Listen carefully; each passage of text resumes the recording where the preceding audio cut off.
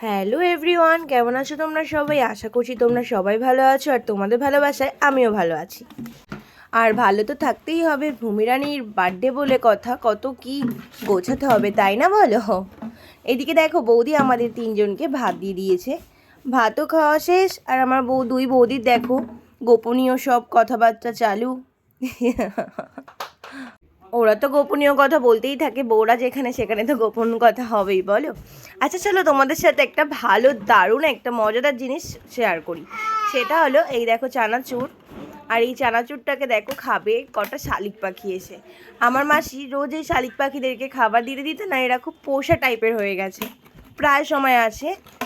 দেখো কত সুন্দর মনে হচ্ছে না যে এগুলো পুরো নিজেদের। এদিকে আমার সোনা বাস মাম্মা করা করা চালু হয়ে গেছে। আসো আসো আসো, চলো আমরা বাইরে যাই, চলো। এই দেখো বাইরে দিদি ভাই দাদা ভাই সবাই খেলছে, আসো আসো আসো। চুপ চুপ চুপ। ফাইনালি ঘর গোছানো কমপ্লিট করলাম, তোমরা একটু দেখে নাও কেমন হয়েছে। আমি করেছি আর আমার ছোট্ট বোনটা করেছে। আর এইদিকে আমার পাপা বলছে পিপি কখন আসবে সবাই। আর অন্যদিকে দেখো আমি একটু ফটোশ্যুট করার জন্য বেবিদেরকে ডেকে নিলাম, বাচ্চা পার্টিদেরকে, যেখানে দাঁড়াও সবাই সবার মতো পোজ দিচ্ছে।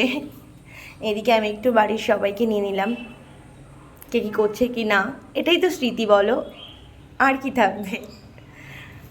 এই দেখো আমার পুচকু মাটা কি করে। তুমি কি করো মাম্মা, তুমি কি করো? খালি নাচি নাচি। ও কারোর কোলে যায় না জানো তো, আমার বৌদিটা সারা দিন কষ্ট করে মেয়েটাকে নিয়ে। আর এদিকে আমার দিদা দেখো, আমি বলছিলাম দিদা দাও একটু পড়ি দিই তোমায়। দিদা লজ্জা পেয়েছে। এদিকে দেখো আমাদের ভূমি রানী কেক কাটবে বলে কত অস্থির। আর ওদিকে পাপার স্মাইল, আমার পাপার স্মাইলটা কিন্তু মাস্ত। কি তাই তো? মামি কিছু বলবা? এখন এদিকে দেখা, এই যে ভূমি হাসো। হ্যাঁ দেবো।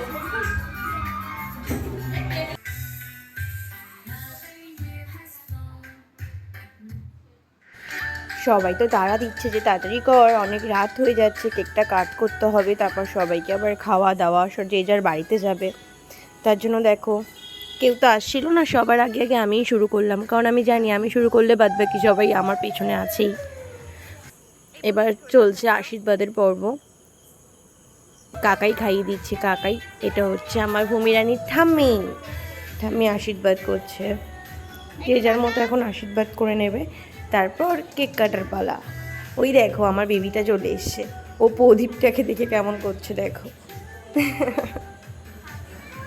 ও ধরবে ধরবে। তারপরে আমি এই যে ক্যান্ডেলটা জ্বালাচ্ছিলাম, কারণ এখন কেক কাটিংয়ের টাইম, তাই চলো শুরু করব।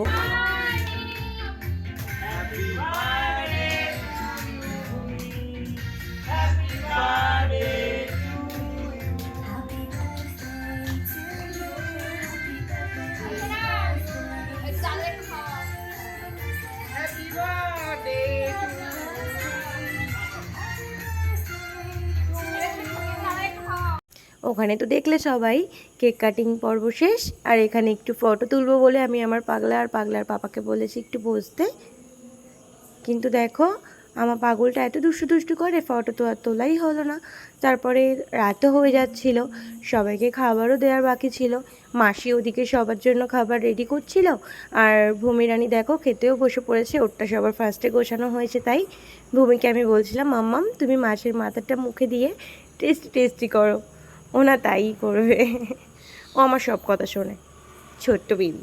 তো চলো আজকের ব্লগ এইটুকুই, সবাই ওকে আশীর্বাদ করো, টাটা।